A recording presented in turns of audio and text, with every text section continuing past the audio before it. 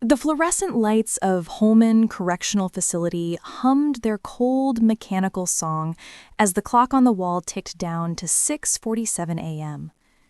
10 hours. That's all Luciano Vinette had left before Alabama would end his life by lethal injection.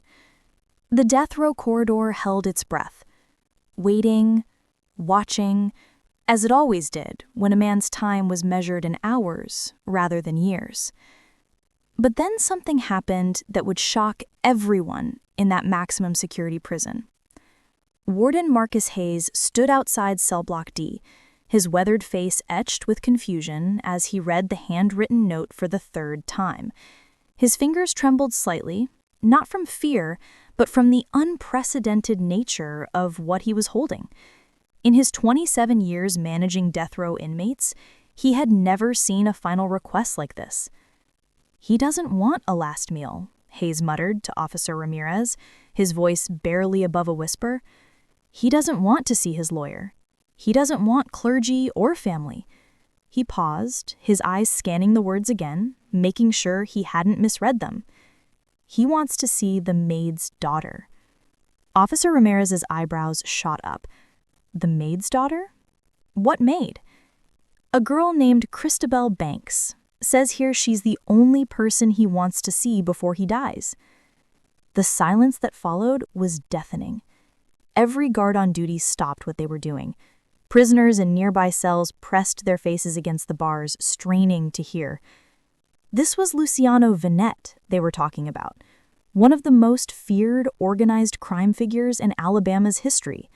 A man who had built a gambling empire that stretched across 3 states. A man whose name alone could make prosecutors nervous and politicians sweat. And his dying wish was to see a maid's daughter? "This doesn't make sense," Ramirez whispered. But deep in his gut, he knew something bigger was unfolding. Something none of them could yet understand. Luciano sat on his concrete bed, hands clasped together, his eyes fixed on the small, barred window that offered him his last glimpses of the Alabama sky. At 54, 7 years of incarceration had changed him. The ruthless Mafia boss who had once commanded respect and fear in equal measure now looked almost peaceful, almost human. His dark eyes, once sharp and calculating, now held something different. Remorse, perhaps, or maybe just the quiet acceptance of a man who would finally run out of time. But then there was one thing that hadn't changed, one connection to his old life that still burned bright in his chest, keeping the last ember of his humanity alive. Christabel. Stay with me until the end, because what happens when this little girl walks through those prison gates will leave you speechless. Before we continue, don't forget to hit that subscribe button and drop a comment telling me where you're watching from. Now, let's get into it. It's a cold Wednesday morning in Huntsville, Alabama, 2019. The William C. Holman Correctional Facility rises from the flatlands like a concrete fortress of despair, its razor wire glinting in the early morning sun. This wasn't just any prison. This was death row, where Alabama's most dangerous criminals spent their final days waiting for justice to claim them. Every guard knew the protocol. Every inmate understood the rules. You kept your head down, you served your time, and if your number was up, you died with whatever dignity the state allowed you to keep. Luciano Vinette had been here for 7 years. 7 years of appeals, 7 years of fighting, 7 years of slowly accepting that the federal government's case against him under the RICO Act was airtight. Money laundering, racketeering, fraud, illegal gambling operations. They had built their case methodically, surgically, with the kind of precision that left no room for escape. But here was the thing about Luciano that most people didn't understand. He wasn't like the other crime bosses. He had a code, a philosophy that separated him from the violence and bloodshed that typically defined the Mafia world. "We don't kill here," he used to tell his associates, his voice calm but carrying the weight of absolute authority. Violence is the tool of amateurs. Real power is built on influence, on money, on making yourself too valuable to eliminate. And for 2 decades, that philosophy had worked. Luciano had built one of the most sophisticated organized crime operations in the Southeast. He controlled gambling networks that spanned from Alabama to Florida. He had politicians in his pocket, union bosses on his payroll, and enough legitimate businesses to launder money faster than the FBI could track it. His empire wasn't built on bodies buried in construction sites. It was built on spreadsheets, shell corporations, and the kind of financial genius that turned dirty money into clean investments. At 47, before his arrest, Luciano was untouchable, a man whose very name commanded respect. His dark suits were custom-tailored, his mansion overlooked the Tennessee River, his word was law in certain circles, and his reputation for keeping his promises was matched only by his reputation for making his enemies regret crossing him. But all empires fall. All kings eventually face judgment. And when the federal prosecutors came for Luciano in 2012, they came with evidence that even his expensive lawyers couldn't destroy.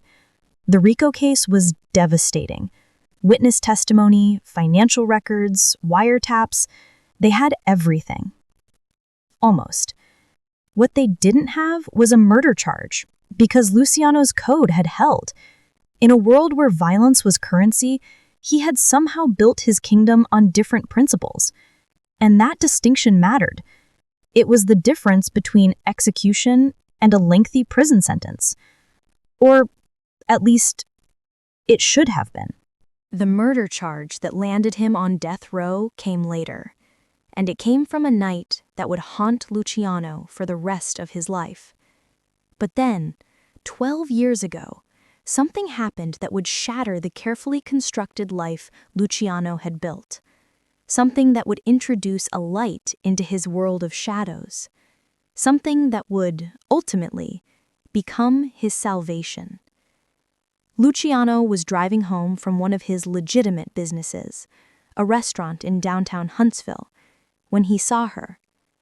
A woman, thin as a rail, sitting on the corner of Holmes Avenue and Gate Street, holding a cardboard sign that read, "Single mother, need food for my daughter. Anything helps. God bless."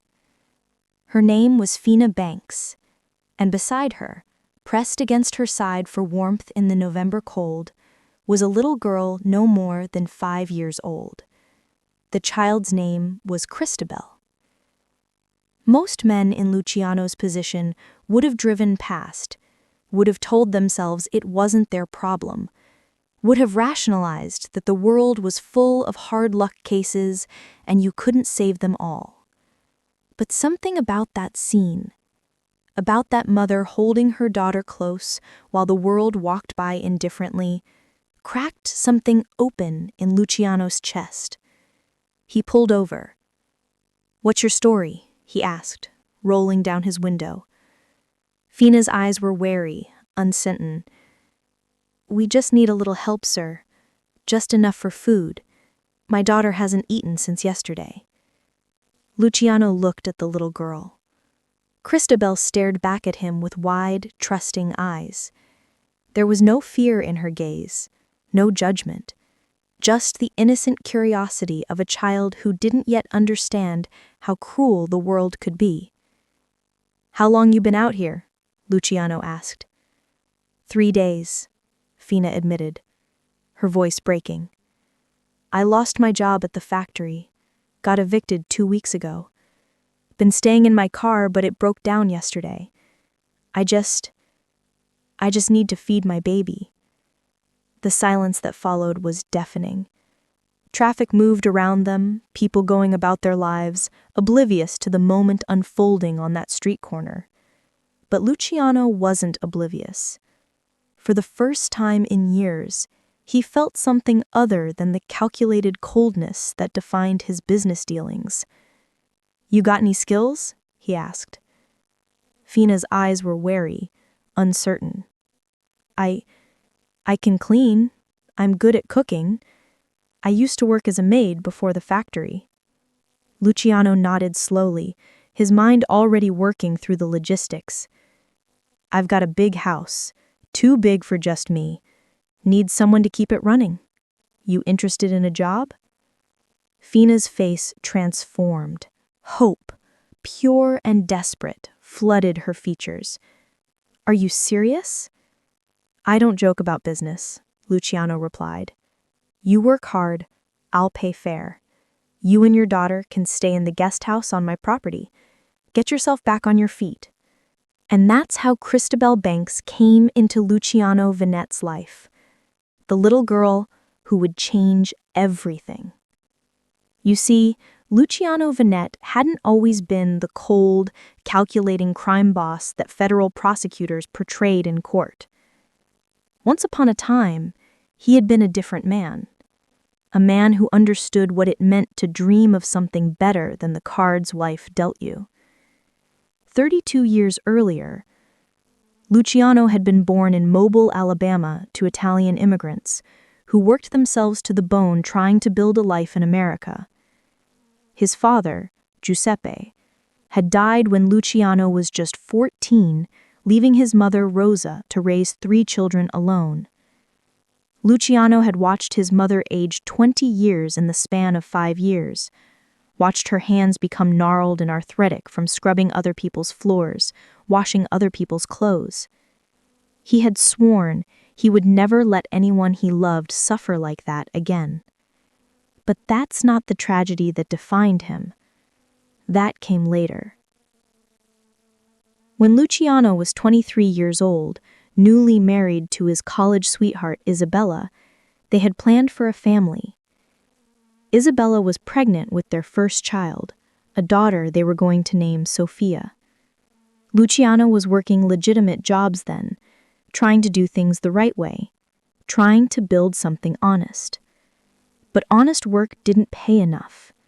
Not for the medical bills when complications arose during Isabella's pregnancy. Not for the specialist who could have saved them both. Luciano worked 3 jobs, borrowed money from anyone who would lend it, but it wasn't enough. It was never enough. Isabella and Sophia died in childbirth on a cold December night in 1995, and Luciano learned the hardest lesson of his life. In a world where money determined who lived and who died, being poor was a death sentence for the people you loved. From that night forward, Luciano Vinette transformed. He became ruthless in his pursuit of wealth, but he maintained his code. No killing, no unnecessary violence. He would build his empire on intelligence, on financial acumen, on making himself indispensable to the people that mattered. And he would never, ever be poor again. For 24 years, those walls had held firm. He had built his fortune, expanded his influence, and kept everyone at arm's length. No attachments meant no vulnerabilities. No love meant no pain when loss inevitably came calling. But then Fina and Christabel appeared in his life, and those carefully constructed walls began to crack. Christabel reminded him of the daughter he never got to hold, the same age Sophia would have been, the same curious eyes, the same innocent smile. And watching Fina struggle to give her daughter a better life reminded him of his own mother's desperate sacrifice. He told himself he was just helping them out of practical necessity. Someone needed to manage his house, someone needed to cook his meals. It was just business. But that was a lie, and on some level, Luciano knew it. Christabel had gotten past his defenses without even trying, and for 7 years, before his arrest, she became the light in his otherwise dark existence. Something shifted in Luciano during those 7 years before his arrest, something fundamental that he couldn't quite name but felt in every interaction with Christabel. The little girl who had once clung to her mother on that street corner grew into a bright, curious child who filled Luciano's mansion with laughter he didn't know he needed. She would race down the marble hallways, her small feet echoing through rooms that had been silent for too long. She would draw pictures and leave them on his desk, crayon masterpieces depicting stick figure families that always included a tall man she labeled Mr. Luciano. He bought her gifts, not the extravagant, guilt-driven presents of an absentee parent, but thoughtful things. Books because she loved to read, art supplies because she loved to create, a bicycle when she turned 7, because every child should know the freedom of riding through a summer evening. "Why are you so good to us?" Fina asked him once, about 3 years into their arrangement. They were sitting on the back porch, watching Christabel chase fireflies in the garden. Luciano was quiet for a long moment.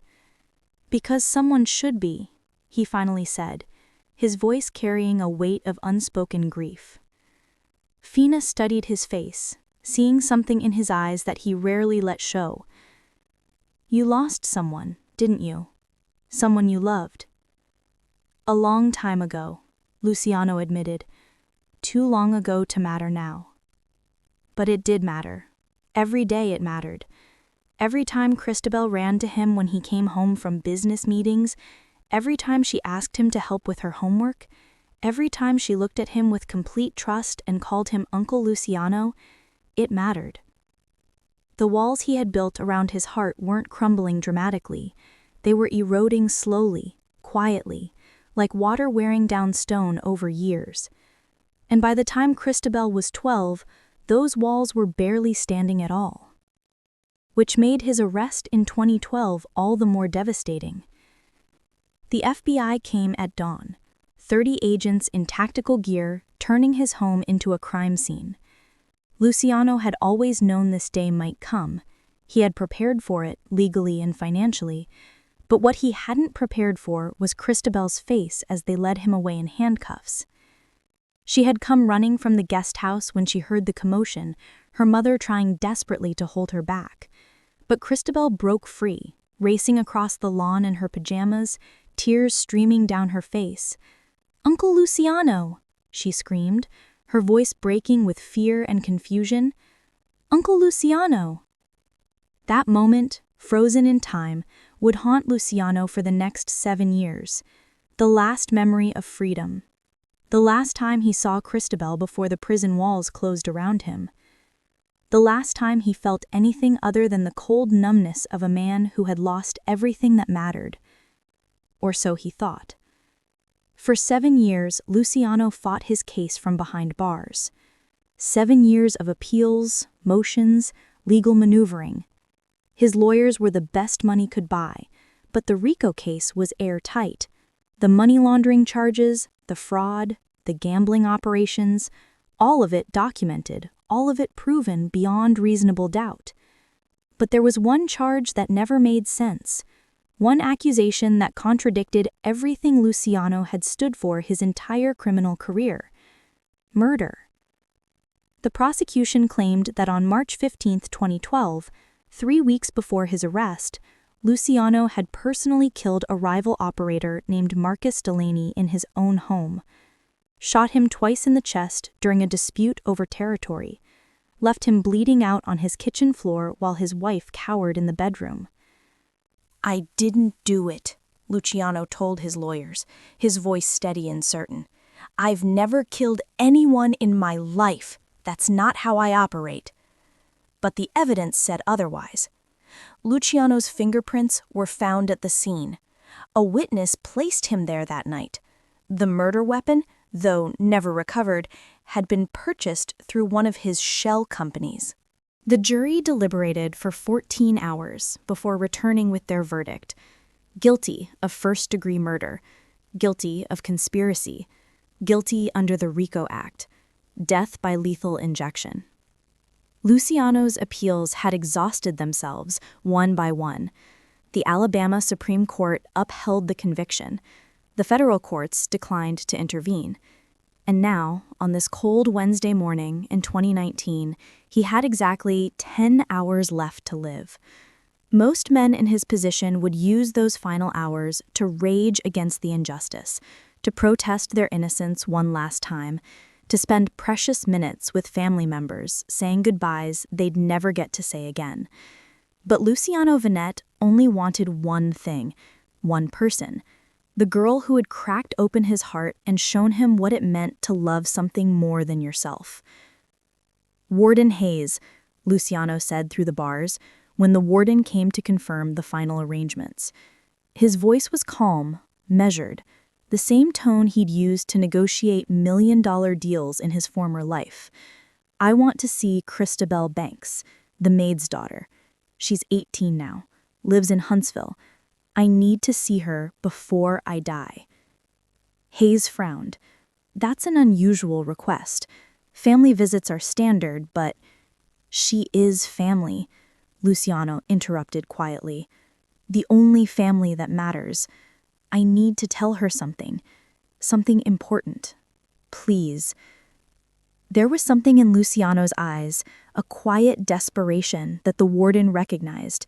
He'd seen it before in condemned men. The need to make peace, to tie up loose ends, to leave this world with at least one thing settled. "I'll make the call," Hayes said finally, "but I can't promise she'll come, can't even promise we'll find her in time."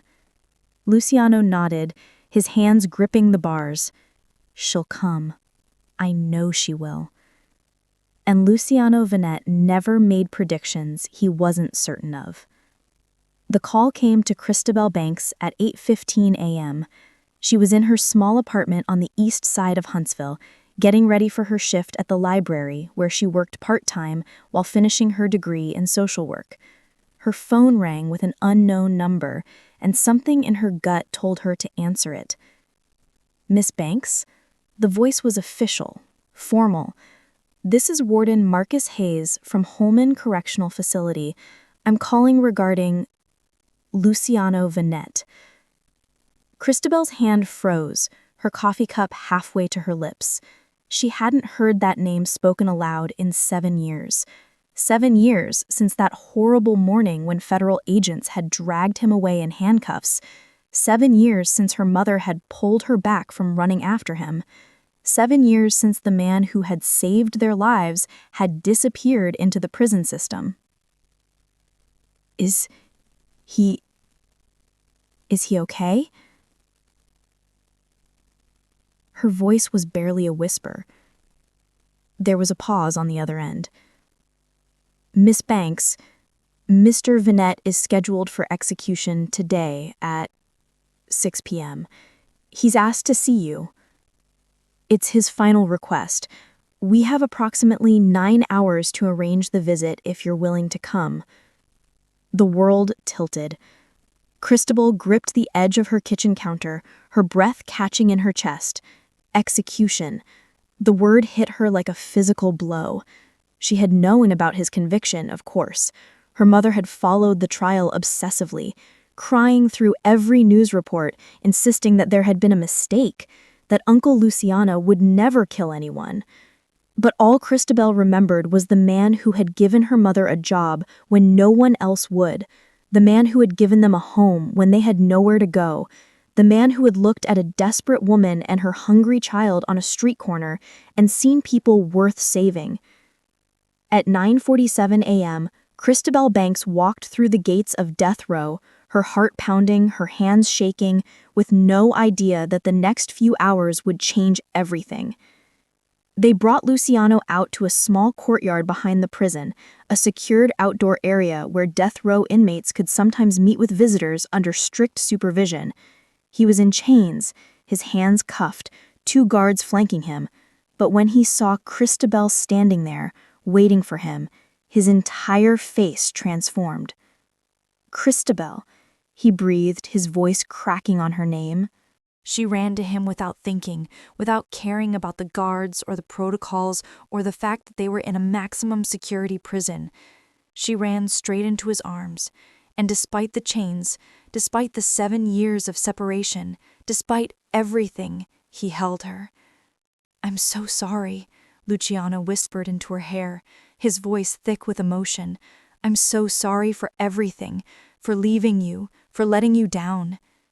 "You didn't leave me," Christabel sobbed against his shoulder. "They took you away. It's not the same thing." They stood there for a long moment, guard and prisoner and visitor, all frozen in a scene of raw human emotion that transcended the cold institutional walls around them. "I need to tell you something," Luciano said finally, pulling back to look at her face. He was studying her like he was trying to memorize every detail, like he was trying to capture this moment before time ran out. "I need you to know that saving you and your mother, giving you a home, watching you grow up, those were the best 7 years of my life. You gave me something I thought I'd lost forever. You gave me family." Christabel's tears came harder. "Then why did you do it? Why did you kill that man? That wasn't you. You always said—" "I didn't do it," Luciano said quietly, his eyes meeting hers with absolute certainty. "I swear to you, Christabel, I never killed Marcus Delaney. I never killed anyone. That's not who I am." "Then why are you here? Why are they executing you?" "Because someone wanted me here. Someone set me up, and they did a damn good job of it." Luciano's voice carried a bitter acceptance. "But I'm out of time to prove it. My last appeal was denied 3 weeks ago. This is it." They sat down on a concrete bench, guards watching from a respectful distance. Officer Paulo Lake stood near the gate, his hand resting casually on his belt, his eyes scanning the courtyard with professional detachment. Officer Ramirez stood by the door, his face sympathetic, understanding the gravity of this final meeting. Christabel reached into her bag and pulled out a small object wrapped in worn cloth. "I brought you something I've kept all these years." She unwrapped it carefully, revealing an old toy, a vintage music box that Luciano had given her when she was 8. It was shaped like a carousel, with tiny horses that spun when you wound it up. But it was more than just a music box. And that's when everything changed. Christabel wound the music box carefully, and the familiar tinny melody began to play. But as it played, something else emerged from the small speaker. Voices. Faint but unmistakable. The music box had a recording function that 8-year-old Christabel had played with constantly, recording her own voice, her mother's voice, sounds from around the house. And on the night of March 15th, 2012, the music box had been in Luciano's study, recording. "Hurry, hide the gun. No one will suspect him. His prints are already everywhere in this house." Luciano's head snapped up. His eyes went wide. "What is that?" Christabel's hands trembled as she held the music box. "I found it in your study the day after the FBI came. I kept it. I don't know why. It was just something of yours, something to remember you by. I never even listened to what was on it until last week when I was packing to move apartments." The voices continued, distorted but clear enough to understand. "Delaney's dead. Vinette's empire is ours now. The evidence is planted. By tomorrow, he'll be arrested and we'll be running things." Another voice responded, clearer this time, a voice that made Officer Paulo Lake, standing by the gate, go completely rigid. "Perfect. The $200,000 was worth every penny. Nobody suspects a cop." The courtyard fell into absolute silence. Every guard, every prisoner within earshot, everyone went still. Officer Ramirez's head turned slowly toward Paulo, his hand moving instinctively to his radio. Christabel looked up from the music box, her eyes scanning the courtyard, and that's when she saw it, the name tag on Officer Lake's uniform, Paulo Lake. She had been too overwhelmed during her arrival to notice the guards' names, but now, sitting here with the recording playing, she saw him clearly, and Paulo Lake saw her seeing him. "That's evidence," Luciano said quietly, his voice steady despite the earthquake of emotion coursing through him. "That's proof I didn't kill Delaney. Someone set me up. Someone framed me." "Someone named Paulo," Christabel added, her voice growing stronger as she stood up, holding the music box like a weapon. "Officer Paulo Lake." The guard at the gate bolted. He ran for the door with the desperate speed of a man whose world was collapsing. But Officer Ramirez was faster. He tackled Paulo to the ground, his radio already calling for backup, his voice sharp and commanding. Lockdown, officer down, suspect attempting to flee. Within seconds, the courtyard flooded with guards. Paulo Lake was dragged to his feet, his face white with panic, his carefully constructed lies unraveling with every passing second. Warden Hayes arrived at a dead run, his face flushed, his eyes wild with the implications of what had just happened. What the hell is going on? Christabel held up the music box, her hands steady now, her voice clear. This recording proves Luciano didn't kill Marcus Delaney. Officer Lake did, and he framed him for it. 18 months later, Christabel Banks stood outside the gates of Holman Correctional Facility, waiting. The Alabama sun was warm on her face, the sky impossibly blue, the kind of perfect spring day that felt like a gift after years of darkness. The music box recording had been enough to halt the execution with less than 2 hours to spare. The subsequent investigation was swift and devastating. Officer Paulo Lake had been part of a conspiracy to take over Luciano's criminal operations. He had connections to a rival organization that wanted to eliminate Luciano permanently. For $200,000, Paulo had murdered Marcus Delaney in a location where Luciano's fingerprints were already present, planted additional evidence, and testified as a key witness in the trial. The conspiracy went deeper. Paulo had falsified reports, influenced other witnesses, and systematically built a murder case around an innocent man. When forensics re-examined the evidence with Paulo as a suspect, instead of an investigator, the truth became undeniable. Paulo's own fingerprints were on the murder weapon. Security footage placed him at Delaney's house the night of the murder. Financial records showed the $200,000 payment. The murder charge was dropped. Luciano's death sentence was vacated. But he still faced the RICO charges for his actual crimes: money laundering, fraud, racketeering. The judge, perhaps moved by the injustice of the false murder conviction, had been more lenient than anyone expected. 10 years in federal prison, $500,000 in fines, time served counted. With good behavior, Luciano would be eligible for release in 8 years from his original arrest date, which meant today he was walking out a free man. The gates opened, and Luciano Vanette, no longer a condemned prisoner, no longer a mafia boss, but simply a man given an impossible second chance, stepped into the sunlight. Christabel ran to him, just like she had run to him in that courtyard 18 months ago, just like she had tried to run to him 7 years ago when the FBI took him away. But this time there were no chains, no guards, no walls between them. "You saved my life," Luciano said, holding her tight, his voice breaking with emotion. "Twice. Once when you were 5 years old and I pulled over on that street corner. And once when you were 18 and you brought me that music box." "You saved mine first," Christabel replied, tears streaming down her face. "Everything I am, everything I've become, it's because you saw us when everyone else looked away."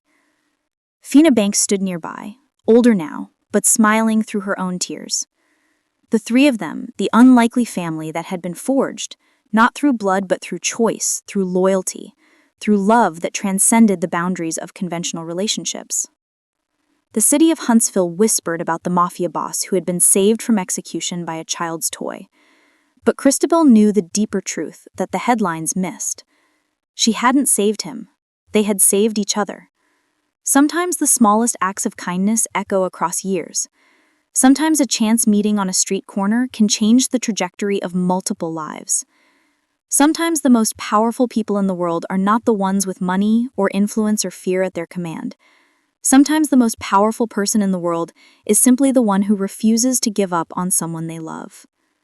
Luciano Vanette walked away from that prison a changed man, not because of the years behind bars, not because of the near-death experience, but because a little girl had once looked at him with trusting eyes and taught him that redemption is always possible, that love is stronger than any prison wall, that family is not defined by blood or law, but by the conscious choice to stand by someone when the whole world walks away. And as they drove away from Holman Correctional Facility that perfect spring afternoon, the music box sat on the dashboard, silent now, its purpose fulfilled. A reminder that sometimes the smallest things carry the power to change everything. Thanks for watching, and don't forget to subscribe for more incredible true stories that prove humanity still exists in the darkest places. Drop a comment and tell me what you thought of Luciano and Cristobal's story. And remember, sometimes the greatest power in the world is simply refusing to give up on someone you love.